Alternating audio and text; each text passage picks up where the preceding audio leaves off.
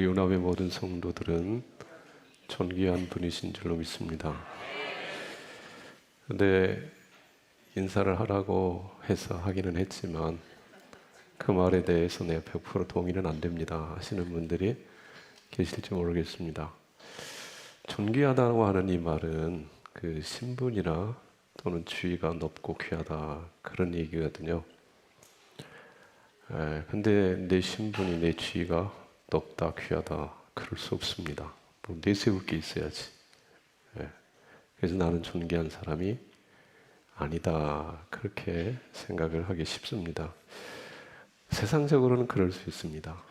그런데 믿음 안에서 하나님 안에서 우리는 존귀하다는 거죠. 어떤 목사님이 내 책에 보니까 김남준 목사님이 쓰신 책에 그렇게 되어 있어요.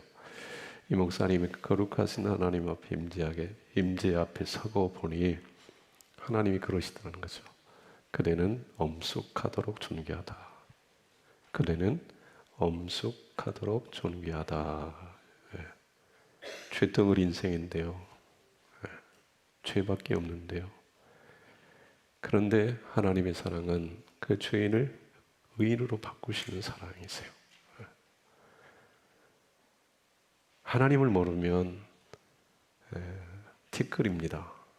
아무것도 아닙니다. 그러나 거룩하신 하나님이 우리 안에 오시면 하나님의 자녀가 되면 엄숙하도록 존귀한 하나님의 사람인 줄로 믿습니다. 우리 안에 이 의식이 좀 있어야 되겠다 그런 생각을 합니다. 근데 우리는 세상적인 기준과 잣대말을 들이대면서 내 키가 이 정도밖에 안 되는데 내 얼굴 보니까 영 아니야. 돈도 없어. 지위도 낮아.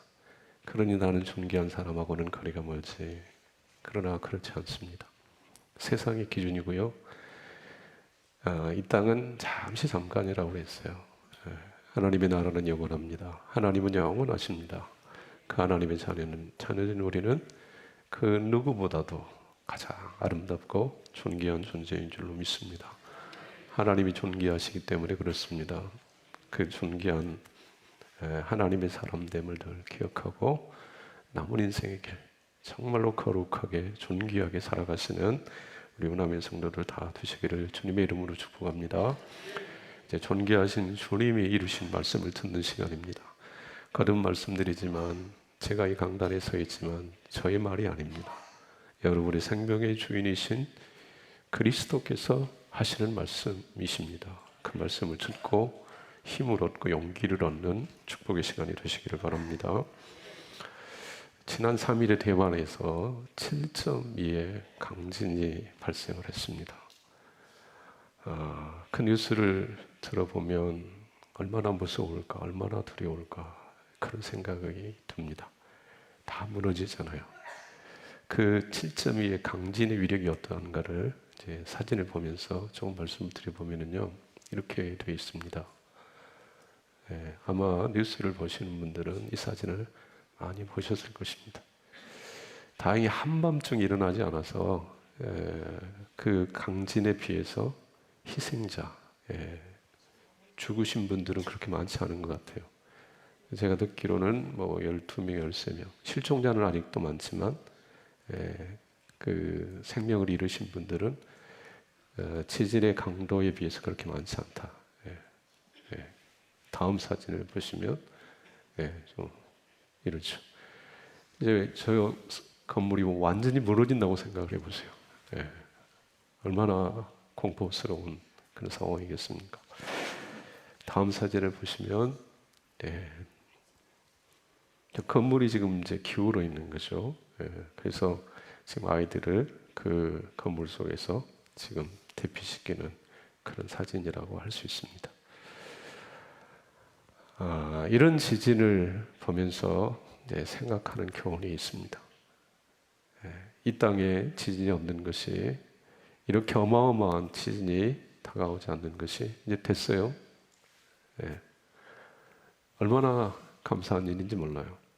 그런데 이런 물리적인 지진만 우리가 살아가는 삶의 자리에 있는 게 아니고요. 영적인 여러 가지 문제, 지진들이 많이 있다는 것입니다. 질병의 지진이라는 것이 있어요.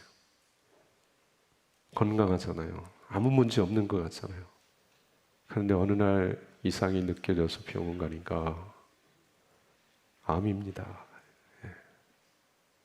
그런 질병의 지진이 찾아올 때 얼마나 두려워하는지 몰라요. 그 질병이라고 하는 지진이 삶을 바꿔버리잖아요. 완전히 바꿔버리잖아요. 질병의 지진이 찾아오면 삶의 방향이, 궤도가 완전히 틀어져요. 수정해야 돼. 똑같은 방법으로 살면 안 돼. 질병의 지진만 있는 게 아닙니다. 경제적인 지진도 있어요. 가난, 궁핍이라고 하는 지진도 우리 삶을 뒤흔들 때가 얼마나 많이 있는지 모릅니다. 경제적으로 먹고 살만하니까 돈의 문제만큼은 없는 것 같은데 어느 날 어느 순간 물질의 지진이 삶을 헤집고 찾아올 때 있습니다. 그냥 다 빠져나가 버렸어요. 빈손이 되어버렸어요. 견디기 어려운 고난이죠. 관계의 지진도 있습니다. 사람은 관계 속에서 살아갑니다. 그런데 그 관계가 항상 좋을 수만은 없어요. 틀어지고 꺾이고 패이고 그럴 때가 얼마나 많이 있는지 몰라요. 그 관계에 지진이 오면 잠을 자기가 어려워요. 밥이 안 넘어가요. 삶의 의욕을 잃어버려요. 이런 지진 앞에서, 삶의 근간을 흔드는 무서운 지진 앞에서 우리는 많이 흔들립니다. 낭망합니다. 좌절합니다. 그럼에도 불구하고 그 어려운 상황 속에서도 사수해야 할 것들이 있습니다. 생명을 걸어 지켜야 되는 것들이 있더라는 것입니다. 지진이 왔다고 해서 내 삶의 근간이 흔들린다고 해서 버리면 안 됩니다. 포기하면 안 됩니다. 붙잡아야 됩니다. 사수해야 됩니다. 생명을 걸어 반드시 지켜내야 합니다. 그런 것이 있다면 여러분 무엇이겠어요? 사실 우리 삶을 이런 시각으로 바라보면 지켜야 될 것들이 한두 가지가 아닙니다. 그런데 사람들은 지진 앞에서 다 손들어 버려요. 다 도망쳐 버려요. 오늘 그리스도인된 우리가 우리 삶이 찾아오는 수만 가지 지진 앞에서도 결코 포기하지 않고 사수해야 할 것 있다면 여러분 그것이 무엇이겠습니까? 오늘 본문의 말씀은 계시록 11번째 나누는 말씀인데요. 계시록에 요한계시록 총 21장으로 되어 있는 말씀인데요. 이 21장 가운데 세 가지 심판이 아주 핵심적인 부분으로 요한계시록이 자리하고 있습니다. 그 세 가지 심판은 다른 것이 아니라 인, 나팔, 대접이라고 하는 심판입니다. 인의 심판이 있고 나팔의 심판이 있고 대접의 심판이 있습니다. 오늘부터 시작되는 6장에서 인의 심판이 시작이 됐는데 7장 지나 8장 5절까지 인의 심판에 대한 말씀이 기록되어 있고요. 8장 6절부터 9장 지나 11장까지 두 번째 심판, 나팔 심판에 대해서 소개되어 있습니다. 그리고 16장에 가면 마지막 재앙이라고 할 수 있는 대접, 7대접의 심판이 기록되어 있습니다. 그러니까 계시록에서 이 세 가지 심판을 잘 이해하셔야 됩니다. 이 세 가지 심판을 잘 이해할 때 계시록이 어렵지 않은 정말 하나님께서 우리를 사랑하셔서 주시는 말씀이라고 하는 사실을 이해하게 될 것입니다. 그런데 이 세 가지 심판을 이해하기 전에 먼저 좀 기억하셔야 될 게 몇 가지 있습니다. 먼저 이 세 가지 심판은 시간의 순서로 기록되지 않았다고 하는 사실입니다. 많은 사람들이 이제 인 심판이 먼저 나오고 그 다음에 나팔, 대접의 심판이 순차적으로 이렇게 나오니까 시간적으로 일어나는 심판으로 이해하는 경향들이 많이 있습니다. 그러나 그렇지 않다. 특별히 계시록은 시간 순서로 기록되지 않았다. 이 심판도 시간 순서로 일어나는 게 아니고요. 그리고 시간이 지나면서 강도가 더 세지는 그런 심판이 아니라 동시다발적으로 언제든지 일어날 수 있는 그런 심판이다라고 하는 사실을 기억하셔야 된다는 거죠. 계시록의 구조는 시간상의 시간 순서로 기록되어 있는 게 아니라 지상과 하늘과 지상을 번갈아 가면서 보여주는 그런 구조로 기록이 되어 있다라는 것입니다. 2장과 3장은 특세 시간에 나누었던 일곱 교회에 대한 그 말씀은 지상에 대해서, 지상에 있는 교회에 대한 말씀입니다. 일곱 교회는 지상의 교회이지 천상에 있는 교회의 모습이 아닙니다.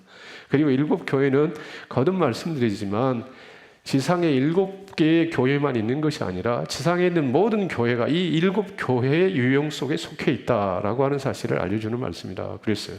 그러니까 계시록은 지상의 모습과 하늘의 모습을 보여주는데 2장과 3장은 지상, 1장부터 3장까지가 지상의 모습이에요. 그리고 4장과 5장, 이미 나누었던 말씀은 주님의 보좌, 천국의 모습을 보여주는 그런 말씀입니다. 그리고 6장은 천국과 하늘과 땅이 교차로 번갈아가면서 보여주는 구조로 되어 있습니다.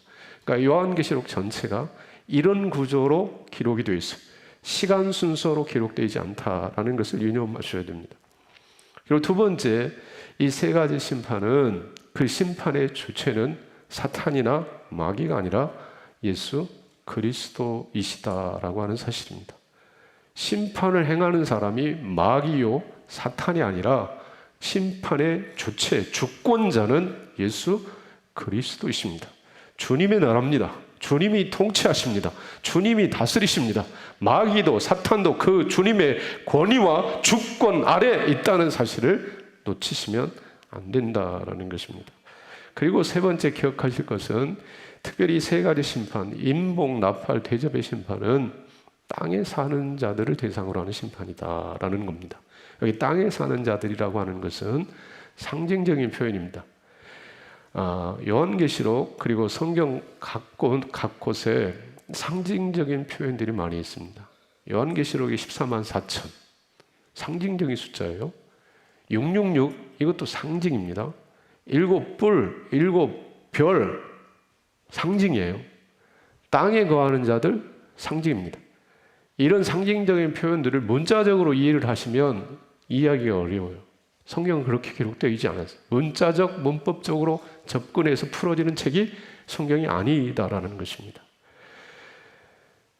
때문에 땅에 거하는 자들은 무엇을 상징하는 표현인가 하니 예수 그리스도를 믿지 않는, 예수 그리스도를 따르지 않는 자들을 의미하는 표현이라는 사실입니다.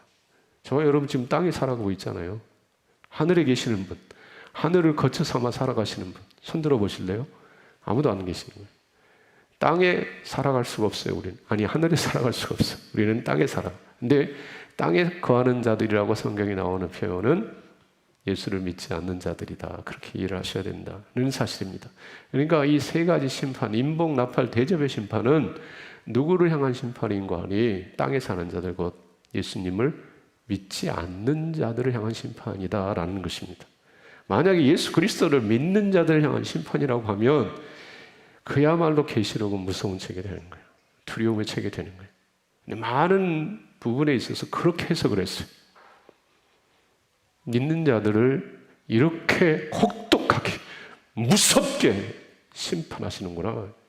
그래서 마귀의 책으로, 두려움의 책으로 계시록을 멀리하는 경향들이 많이 있었습니다. 그러나 그것이 아닙니다.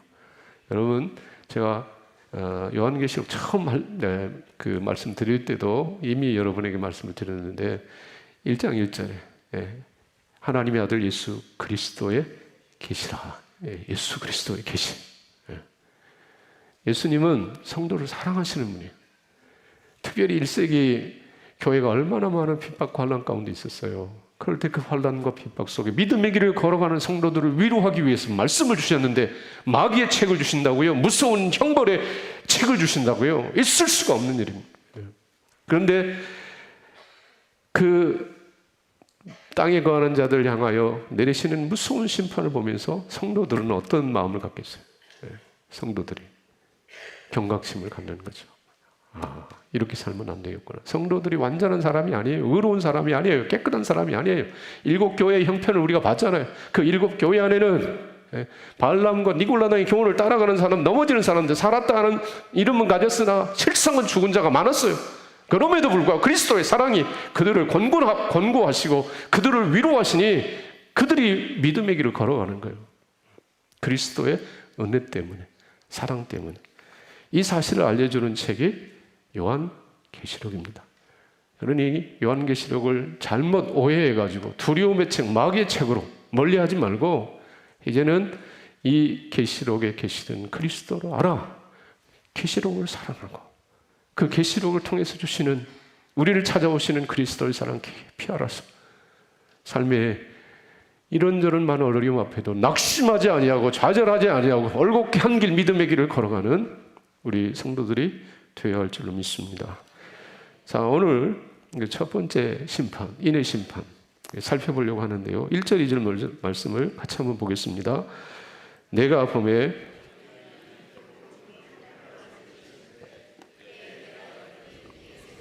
하나가 우레소리같이 말하되 오라 하기로, 이에 내가 보니 흰 말이 있는데 그 탄자가 활을 가졌고 면류관을 받고 나아가서 이기고 또 이기려고 하더라. 자, 첫 번째 인이 떼어졌어요.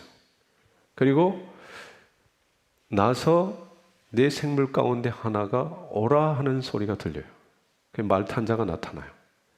자, 이런 패턴이 1절, 3절, 5절, 7절 반복이 되고 있어요. 그러니까 계시록을 보면 반복되는 표현들이 있다 말씀을 드렸습니다. 특별히 7 교회 가운데 나누었던 말씀, 여러분 기억하실지 모르겠어요. 7 교회의 사자에게 편지하라. 에베소 교회의 사자에게 편지하라. 서원학 교회의 사자에게 편지하라. 버가모 교회의 사자에게 편지하라. 7번 표현이 되어 있어요. 그리고 결론적으로 마지막 부분에 귀 있는 자는 성령이 교회들에게 하시는 말씀을 들을지어다 반복이 되고 있어요. 그러니까 인의 심판도 똑같은 패턴으로 반복되는 문장이 등장을 하는데 1357 똑같은 패턴으로 반복되고 있다라는 것입니다. 어린 양이 이를 떼세요. 인 떼시는 분이 누구냐? 예수 그리스도이십니다. 요한이 인 뗄 자가 없어서 울었어요. 그런데 누가 그 인을 떼시느냐? 예수님이 인을 떼시는 거예요. 그러니까 인을 떼고 나서 이어지는 모습이 뭐냐면 내 생물 가운데 하나가 소리를 냅니다. 오라, 오라. 그리고 이 소리 이후에 말탄자가 등장을 해요. 말탄자. 그러니까 여기서 인간적인 생각으로, 문자적으로, 문법적으로 이 말씀을 보면 잘 이해가 안 돼요. 인을 뗀 사람이 따로 있고, 오라 말하는 자가 따로 있고, 말탄자가 따로 있고, 이렇게 각각 나누어져 있거든요. 근데 이거를 어떻게 이해를 해야 되나, 참 어려운 그런 부분이 있습니다. 근데 여기서 기억하셔야 될 것, 예수님은요, 시간과 공간의 제약을 받는 분이 아니라는 거예요. 시간과 공간을 만드시는 분. 저와 여러분은 시간과 공간 속에 갇혀 있어요. 시간과 공간의 제약을 벗어날 수가 없어요. 제가 이 자리에 있으면서 회중에 앉아서 설교를 하고 설교를 듣고 할 수가 없어요. 그런데 예수 그리스도는 여기에서 설교를 하시면서 설교를 들으실 수도 있어요. 예수님은 이곳에서 설교하실 뿐만 아니라 대한민국 모든 교회에서 설교하실 수 있어요. 대한민국 모든 교회에서뿐만 아니라 미국에서도 유럽에서도 예수님은 설교하실 수 있어요. 설교하시면서 들으실 수 있어요. 심판하시면서도 구원하실 수 있어요. 시공의 제한을 벗어나신 예수님의 모습이에요. 이렇게 이해를 하셔야 된다는 거죠. 그러니까 인을 떼세요. 그리고 말씀하세요. 말을 타세요. 다 예수님의 모습, 예수님을 나타내는 표현이다. 그렇게 이해를 하셔야 된다는 거예요. 첫 번째 인을 떼시는 분 예수 그리스도, 두 번째, 세 번째, 네 번째 다 예수 그리스도십니다. 그리고 내 생물 가운데 첫째가, 둘째가, 셋째가 서열이 아니에요. 그냥 상징적인 표현이에요. 그리고 말씀하셨어요. 첫째 생물, 첫째 인을 떼고 첫째 생물, 내 생물 가운데 첫째 생물이 얘기했어요. 말탄자가 나왔어요. 무슨 말을 탔습니까? 흰 말을 탔습니다. 두 번째 인을 떼어주고 말탄자가 나왔어요. 무슨 색의 말을 타셨나요? 붉은색의 말을 타셨어요. 세 번째 검정색의 말을 타셨어요. 네 번째 청황색 말을 타셨어요. 자, 첫 번째 인이 떼어지고 말탄자가 나왔는데 흰색의 말을 타셨어요. 자, 흰 말을 타신 분 누구십니까? 예수 그리스도이십니다. 이걸 놓치시면 안 된다. 흰말을 타셨어요. 그런데 그분이 활을 가졌어요. 싸우고 싸웠어요. 또 이기고 이기더라 이렇게 말씀하고 있어요. 도대체 이 흰말을 탄 분이 누구냐? 우리는 이제 예수님이라고 분명하게 이해를 했어요. 그런데 성경학자들 가운데 그 많은 사람들이 흰말의 정체에 대해서 많이 궁금했어요. 붉은색의 말, 검은색의 말, 청황색의 말 다 궁금했어요. 이게 도대체 뭐냐? 이런 생각들을 가졌어요. 그러면 흰말, 우리는 그리스도라, 예수님이다 이해를 했는데 흰말 뒤에 나오는 붉은 말, 검은 말, 청황색 말을 보니까 혹시 적그리스도가 아닐까? 마귀가 아닐까? 마귀가 활을 가지고 나타나서 심판하는 거 아닐까? 이렇게 이해하는 자들이 있었다는 거죠. 근데 그게 아니라는 거예요. 예수님은 말 색깔 구분 없이 타신다. 흰말 타고 오셔서 활로 싸우시는데 활은요 관역을 향하여 화살을 당기죠. 잘 보세요. 화살 맞으실지 몰라요. 제가 여기서 활에 살을 먹여가지고 당기면 관역을 향해 날아가잖아요. 그런데 그 화살이 관역에서 벗어나면 활을 잘못 쏜 거잖아요. 근데 초대교회 당시 우리가 살펴본 7교회 안에 발람과 니골라당의 교훈, 이세벨의 교훈을 따르는 거짓 선지자들, 그들이 있었다는 것. 그들을 심판하시고 그들을 벌하시는 그리스도의 모습을 흰 말을 타고 활을 가지고 싸우시고 이기시는. 그러니까 이단의 공격은요, 기독교 2000년 역사, 교회가 태동했던 그때부터 있었어요. 그러니까 이기고 또 이기시는 거예요. 이단들을 벌하시고 심판하시는 주님의 역사는 완전한 새하늘 새 땅에 들어가기까지 계속된다라고 하는 사실을 그렇게 말씀하고 있다는 것입니다. 자, 그리고 두 번째, 붉은 말, 4절 말씀 같이 한번 보실래요? 4절. 이에 다른 붉은 말이 나오더라. 그 탄자가 허락을 받아 땅에서 화평을 제하여 버리며 서로 죽이게 하고 또 큰 칼을 받았더라. 여기서 붉은 말에 대해서 관심을 많이 가져가지고 이 붉은 말의 정체에 대해서 이런저런 견해가 많이 있습니다. 공산주의라고 하는 견해가 있습니다.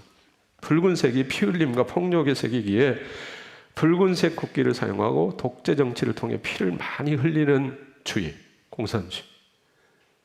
소련의 국기 무슨 색입니까? 러시아. 북한의 인공기 무슨 색입니까?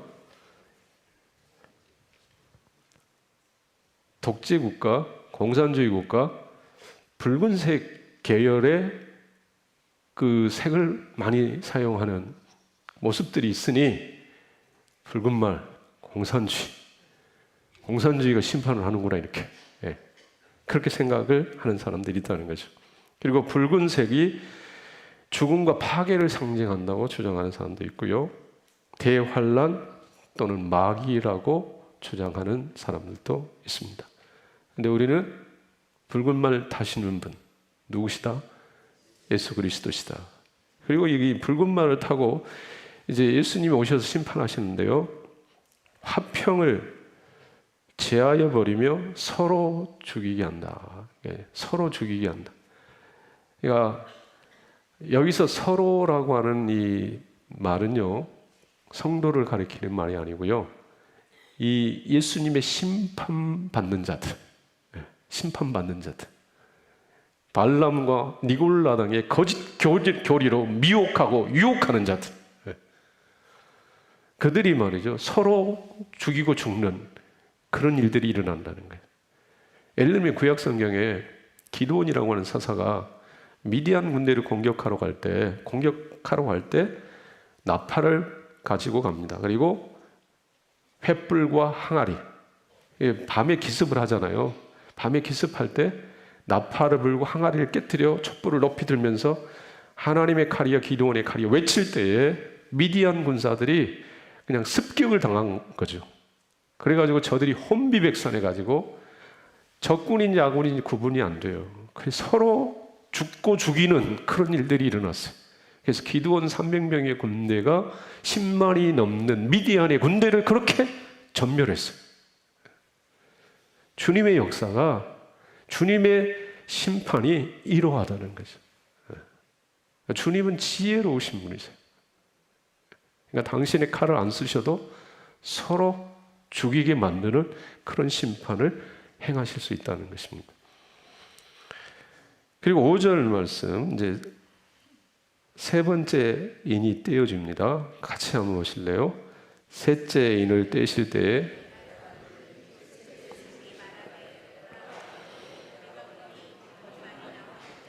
큰 손에 저울을 가졌더라. 세 번째 인을 떼신 분 예수 그리스도, 그리고 오라 하시는 분도 예수 그리스도. 말 타고 오셨는데 검은 말 타고 오셨어요. 예수 그리스도. 그 검은 말 타고 오시는 예수 그리스도의 손에 뭐가 있어요? 저울이 있어요. 저울.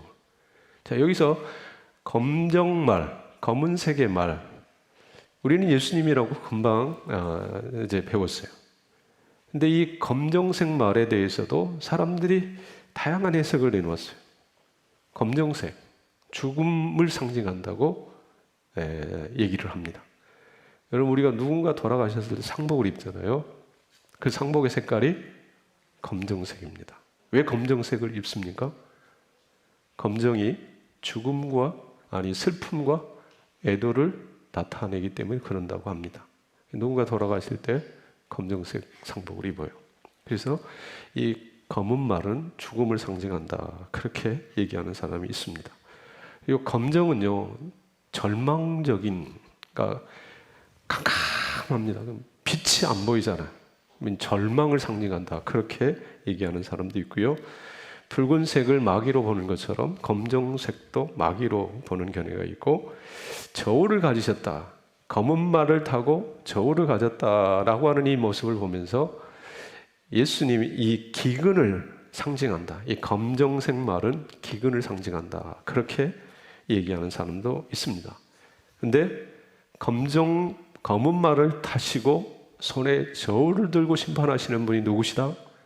예수 그리스도시다. 그러면 왜 저울을 들고 나타나셨을까? 여기에도 이제 담겨져 있는 메시지가 있습니다. 6절 말씀을 보시면, 6절 말씀 같이 한번 보겠습니다.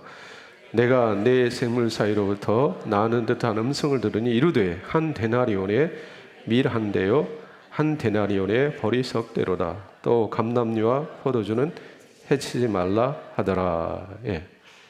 검은 말을 타시고 저울을 가지고 나오셨는데 한 데나리온에 밀이 한 대요 한 데나리온에 보리가 석 대. 자, 저울, 무게를 재는 도구입니다. 무게를 잴 뿐만 아니라 상대적인 질량의 비율을 측정하는 도구, 이게 저울이에요. 그러니까 지금 한 데나리온이라고 하는 이 말은요, 하루 품삯이라는 뜻입니다. 여러분이 일터에 가서 하루 종일 이른 아침부터 저녁까지 수고했어요. 열심히 돈을 벌었어요. 일당을 받았어요. 한 데나리온 받았어요. 그런데 밀이 한 대, 보리가 석 대요. 많다는 얘기입니까? 적다는 얘기입니까? 수입에 비해서 이 밀과 보리가 적다는 거예요. 이 말을 이제 조금 적용해서 해석을 해보면, 일생 동안 열심히 노력해 수고하면서 살아왔어요. 저울에 달아보는 거예요. 양팔 저울에 달아봐요. 양팔 저울에 달아오는데 한쪽은 선이에요, 한쪽은 악이에요, 한쪽은 죄예요, 한쪽은 의예요. 예수님이 저울에 사람이 걸어온 일생을 달아보는 거예요. 심판하시는 거예요. 그래서 죄가 무거우면, 악이 무거우면 어디로 가겠어요? 지옥으로 가네요. 버림받는 거예요. 이쪽 선과 의가 무거우면 천국문이 열려서 천국에 가는 거예요. 저울이 날아봐요. 그런데 어느 인생이라도, 하늘 아래 땅을 딛고 살아가는 어느 인생이라도 예수님의 그 심판의 저울에 달아보면 선이 높을까요? 악이 높을까요? 다 악이 높은 거예요. 죄가 많은 거예요. 그럼 다 지옥에 던져져야 돼요. 그런데 이 말씀은 예수님 믿는 자들은요, 이 저울에 달아보면 의가 부족해, 다 죄가 많아요. 그런데 예수님의 의를 부어주셔서 예수를 따르는 자들은 천국에 버려 넣어주지만 인간의 의만 의지하는 자들은 다 버림받는다라는 그런 의미를 담고 있어요. 예수님의 저울에, 그 심판의 저울에 달아보면 어느 인생이라도 선하게 의롭게 진실하게 살았던 사람일지라도 어떤 인생도 그는 만족을 시킬 수가 없어요. 다 부족해요. 그러니까 스스로 다 걸어서 지옥불로 들어갈 수밖에 없어요. 그런데 그리스도를 믿는 자는 부족해요. 의가 부족해요. 근데 예수님의 의가 더해지니 부족하지 않는 의가 되는 거예요. 다 천국에 가게 된다는 것입니다. 그러니까 이 세 번째 인이 떼어지고 심판받으면 세상 그리스도를 믿지 않고 따르지 않는 자들은 다 버림받는 그런 의미를 담고 있는 것입니다. 그리고 이어지는 말씀 속에 이 말씀이 있습니다. 감람류와 포도주는 해치지 말라. 또 감람류와 포도주는 해치지 말라. 이 감람류, 포도주 상징하는 게 뭐겠습니까? 그건 다른 것이 아니라 성도입니다. 성도는 해치지 말라. 성도는 지키라. 성도는 보호하라. 인이 떼어질 때마다 세상에 어마어마한 주님의 심판이 임합니다. 그런데 그 어마어마한 심판으로부터, 창조주의 심판으로부터, 구세주의 심판으로부터 지키시고 보호해 주시는 분, 지키고 보호함을 받는 대상, 그 대상은 다른 것이 아니다. 다른 대상이 아니라 성도입니다. 예수님을 믿고 따르는 자입니다. 그들은 주님이 지키십니다. 보호하십니다. 해치지 말라. 예수님은 지키시는 분, 보호하시는 분이에요. 택한 자들을 반드시 지키시는 분, 그분이 예수 그리스도이십니다. 그분은 어떻게 지키셨어요? 사랑으로 지키신 거죠. 십자가의 사랑으로. 우리의 부족한 의를 만족시키시기 위해서 주님은 십자가에 달려 피 흘리셨어요. 그 의를 우리에게 주시는 거예요. 그래서 우리를 지키신 거예요. 보호하시는 거예요. 그 무서운 심판으로부터 지켜주신 거예요. 그 사랑이 없었더라면 우리는 세 번째 인이 떼질 때 다 심판받아 버림받아야 됐습니다. 그런데 그 사랑이 있어서, 그 지키시고 보호하신 사랑이 있어서 버림받지 않고 구원받는 복된 백성이 되었다라는 사실입니다.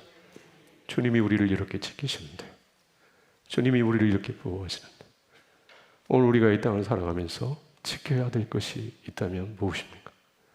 앞서 저는 지진이 일어날 때마다 우리는 많이 버려버린다고, 포기해버린다고 그런 말씀을 드렸어요. 가정을 버립니다. 약속을 지키지 않아요. 배우자를 버립니다. 교회를 버립니다. 민족을 버립니다. 우리는 지켜야 돼요. 우리의 가정을 지켜야 되고, 자녀들을 지켜야 되고, 교회와 민족을 지켜야 돼요.